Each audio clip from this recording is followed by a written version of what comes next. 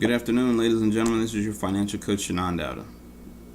Before I start off, let me start by saying that today I want to send my condolences out to the Mike Brown family, the people of Ferguson who feel as if they didn't receive justice today, or last night rather. I don't know what it's like to lose a son, a brother, friend of that nature, and it's something that you can never really fathom. I've never really experienced death myself to that extent, and so you never want to see a parent have to bury their child. My parents tell me all the time that they never want to have to bury us, and I hope that God fulfills their prayers. But yeah, so I'm here today in my hoodie, just kind of reflecting, thinking, not really doing much work today. It's kind of one of those days where you just kind of reflect on what's going on. That there's a situation, there's a problem, and how do we fix it? That's the key. That's the key, really. How do we fix the problem? And so, some of you might have got this in my post last night on Facebook, but the truth of the matter is that after you study like the protests and the riots that were successful, you realize that there's one key factor that majority of people forget. And that key factor is not having a bunch of people outside with picket signs and sit-ins and not, blocking the road. That's cool and that's fine, because it will raise awareness. It will cause some obstruction of the normal flow of everyday life. But what really sends the message home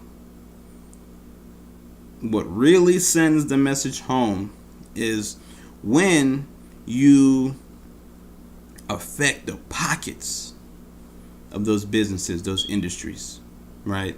When you affect the pockets of those oppressors, that's where you really get to see change. The 1955 bus boycott that was started. What caused the buses to now take on, one of the influential decisions for buses to now allow blacks to sit on the bus and not have to give up their seat was it affected their pockets financially. Same thing with the restaurant sit-ins in the 60s, right? Not only were blacks sitting down and holding and taking over the bars and seats at restaurants, but them doing that put a situation where the white customers could not come into the restaurant, nor did they want to be in the restaurant because blacks were in there. So it affected the pockets of the restaurants and the other businesses. And so what I'm trying to get at is that you have to have some kind of financial impact if you want to see the change go all the way through, right? And to do that means that we have to have our finances in order. So I don't know what it is that you need in your life to wake you up or make you start getting your finances in order. But if this is not a sign to you, then you need to reevaluate your life, because life happens and we need to be happening to life, right? We need to be in control of our money. So if something is going on in Ferguson and I want to take off and go protest, I can do that. Right? If I want to lead a march in Atlanta, I can do that. Why? Because I'm not worried about my bills. I'm not worried about someone coming to repossess my car if I miss a payment. I'm not worried about someone foreclosing on my house because I'm in debt and I owe it. I'm not worried about getting a delinquent on my student loans. The problem is that we have so much debt and what's going on. I literally had an epiphany last night, and I was like, the difference between the civil rights movement and now, today, with the minorities, whether it be African Americans, women, Muslims, Hispanics, Asians, right? The number one problem is that we're not financially powerful. The difference is that in the 1950 civil rights movement, they didn't have debt. They were able to take 2-3 weeks marching, doing whatever, and just sticking to the cause until change occurred. People were doing things for years. Going through the same struggle every day for years, but they owned their homes. If they had cars, they owned those. They didn't have any credit cards. They were pretty much in the infancy stage, credit cards. So they didn't have debt. They didn't have anything weighing them down. And that's why it's so important to get your finances in order and get your life in order, man. I want you to be proactive. I want you to win. I want you to be strong. But you can't make change if you're broke. Right? Broke people don't cause change. Broke people don't cause change. And amongst all the civil rights movement in particular, because that's what I'm really most familiar with, but the civil rights movement, they were guys who funded it. Every community needs a powerful financial backer. Once you have people who are not in debt, and you got somebody with a bunch of money who's funding the process, man, there you go. You've got the formula to where you can impact people's pockets and make change. But if you're broke, you got to work. You can't take time off. You can't go. You can't leave your job and be straight. You can't, because you got to work. So the thing is, get your money in order so you can fight oppression. The wealthy understand one thing. The wealthy understand that wealth gives them freedom. Freedom gives you control over your time, and your time is spent doing things that you want to do. So if you want to take time to go fight oppression, you can do that because you have money. If you are in a situation where you don't like your boss, well, you can leave that job and wait till you find another, or go find another one, or you can leave that job immediately and you're fine because you have wealth, you have money, you have time, you have freedom, you own your life. So it's important, it's very important that we not only, voice our opinions, but we show them with our wallets. We show them with our buying power. We show them with our money. You have to make a change, America.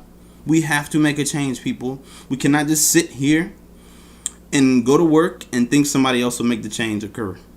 The change starts with you. Create the world that you want to live in. And you have to be that change. You have to start. And I encourage you, you have to get your money right. Get your money right. Get your life right. And it all falls into place. But if you are broke, paying Sally Mae, paying Bank of America, paying your mortgage company, paying MasterCard, American Express, your entire life, you will not be able to implement the change that you want to see. When you're working crazily, you don't have time to mentor the youth. You don't have time to help and volunteer your time because you got to work, because you got bills to pay, as everyone always says. Half of those bills we create for ourselves. So, again, we're in some tragic times, but we also see the reality in the situation, right? We see the reality. We see the reality, and we have to make a change. And so I encourage you, get your money right. Let's get on the plan where we can really fight oppression by impacting retailers' wallets and businesses' wallets and showing our economic strength. Because we all know, man, money talks in the U.S. So let's start talking. Let's start getting money and let's start talking, right? But let's stop all this looting, let's stop all this violence, and let's do things the right way. Let's impact their wallets without having to lift a finger. Literally, you can impact people's wallets, cause destruction in their life without lifting a finger. By you simply deciding that you're not going to spend your money somewhere, or you're not going to do this, or hey, maybe not even shop during Black Friday, you might be able to really cause some financial impact. You don't have to, violence is not the answer. Martin Luther King said this, his entire movement, violence is not the answer. It does nothing but give the oppressors the right to retaliate, and they feel okay and validated that they can retaliate because you did something that was illegal, against the law. So, I highly encourage you, let's go. Let's get the money right. Get your money right. You get your rights right, right? And so let's go. Let's feel this. Let's do this. No more talking. No more blah, blah, blah. Get your money right so you can have time to get your rights right. And you can stand and march and protest and do all these things. Because this is a serious problem here, man. We have a serious problem. We have a nation that is in debt. And they can voice their opinions via social media, articles, whatever. But they're not taking any action because, hey, they got to work. You got to work. You have to work. So, this is your financial coach, Shannon Dowda. I encourage you, let's go. Let's get the money right. Let's get things going. Create a great day. Again, my condolences go out to the Mike Brown family, the Ferguson community, the businesses that were looted, set on fire. That's not a way to cause change. I don't believe in violence. I don't believe in anything of that nature. And so we need to make sure that we impact by showing our strength and power through finances. Politics is old news, y'all. Politics is old news. You want to see change? Hurt their wallets. This is your financial coach, Shannon Dowda. Create a great day, and I'll catch you guys later.